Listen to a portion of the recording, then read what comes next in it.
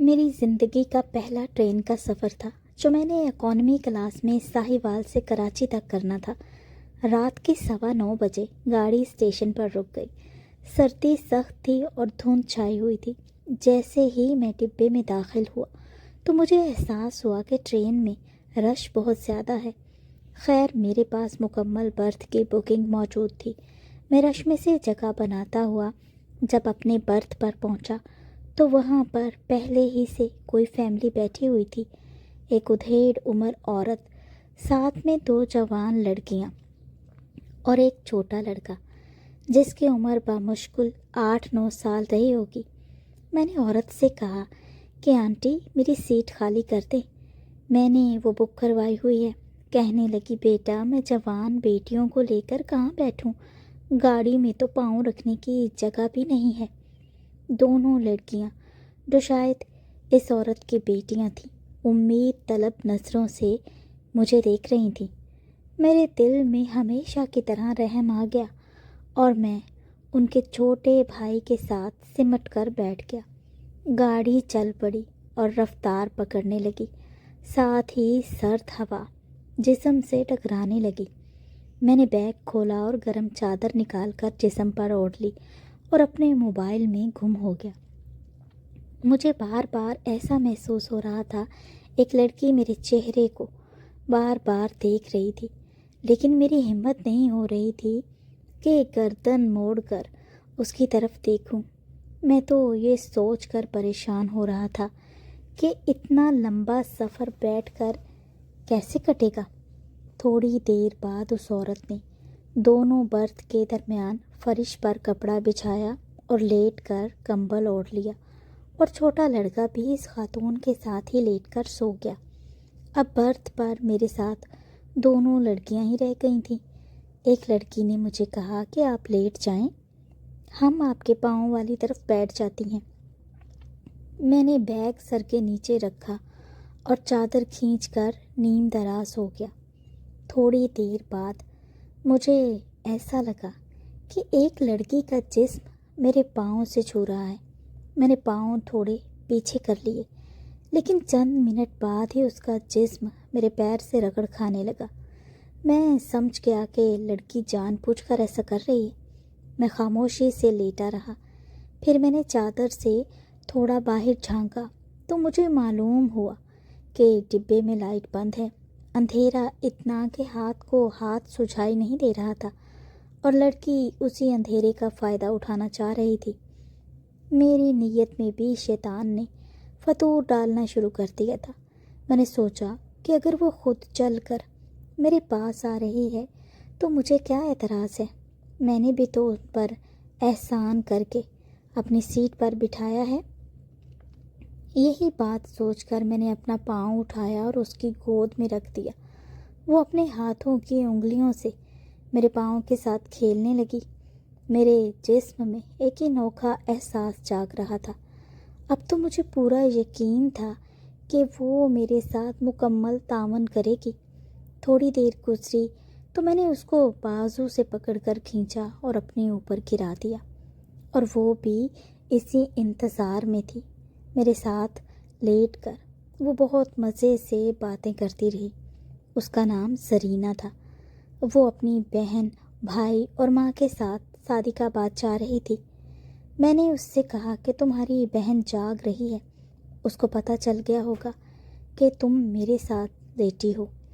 تو زرینہ نے کہا کہ اس کو تو سب معلوم ہے، فکر کرنے کی ضرورت نہیں، وہ میری بہن کم سہیلی زیادہ ہے۔ اس کی بات سن کر میں مطمئن ہو گیا اور رات کے اندھیرے میں کچھ ایسی شرمناک حرکتیں بھی کرتے رہے جو لکھنے کے قابل نہیں ہیں۔ بہرحال سفر بہت مزے کا گزر رہا تھا۔ پھر زرینہ نے کہا کہ میری بہن بیٹھ بیٹھ کر تھک گئی ہے، اس کو بھی اپنے ساتھ لٹا لو۔ مجھے کیا اعتراض ہو سکتا تھا؟